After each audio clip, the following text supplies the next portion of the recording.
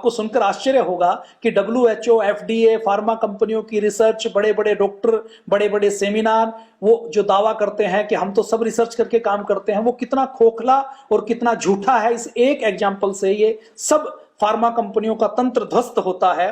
Florida के Joseph L गैलिमिडी नाम के एक व्यक्ति हैं। 13 सितंबर 2019 को उन्होंने सैनोफी फार्मा के ऊपर मुकदमा किया।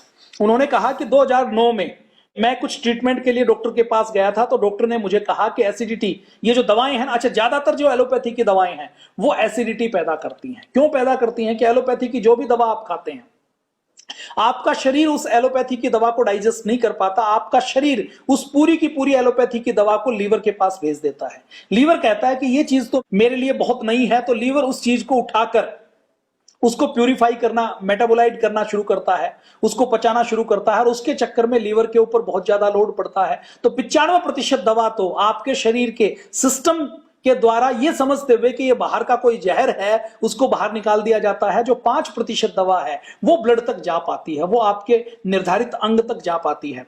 तो ये जो रेंटिडिन जो खाते हैं, तो ये एसिडिटी पैदा करती है। ये सारे सिस्टम को, कोई भी दवा हम एलोपैथी की खाते हैं वो एसिडिटी पैदा करती है, और उस एसिडिटी के उस नेचुरल सिस्टम को तोड़ने के लिए, ब्रेक करने के लिए रेंटिडिन या जेंटेक या एसिलोक के नाम से दवा दी जाती है। तो जब ये किसी अपने लीवर के इलाज के लिए गए, तो इनको 2009 में डॉक्टर ने जेंटेक प्रेस्क्राइब की कि आपको खाली पेट ये दवा खानी है। खाली पेट जैसे ही मिस्टर जोसेफ ने ये दवा खानी शुरू की, तो 2013 में उनको कैंसर हो गया। और कमाल की बात यह कि कैंसर भी कहां का हुआ? स्तन कैंसर हुआ।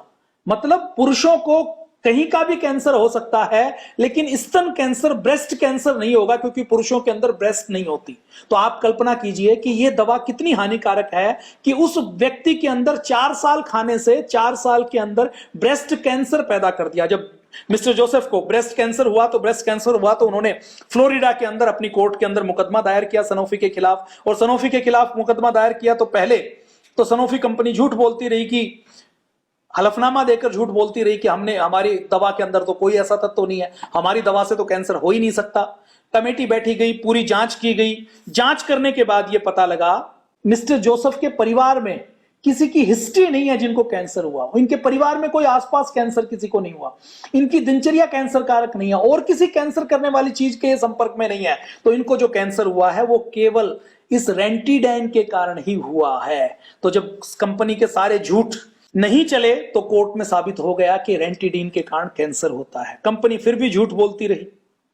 2019 में यह मुकदमा हुआ। उसके बाद भी ये जितनी कंपनियां हैं, यूएस की कंपनियों से लेकर भारत की कंपनियों से लेकर सारी कंपनियां जिनके पास समय था कि इसके ऊपर रिसर्च कर लें, इसके ऊपर कैंसर होता है तो इसके ऊपर खुद से रोक लगा दें, लेकिन 7 साल तक लगातार फिर वो ये दवा बेचती रही। और 2018 में अकेले अमेरिका में 2 करोड़ लोगों ने वो दवा खाई।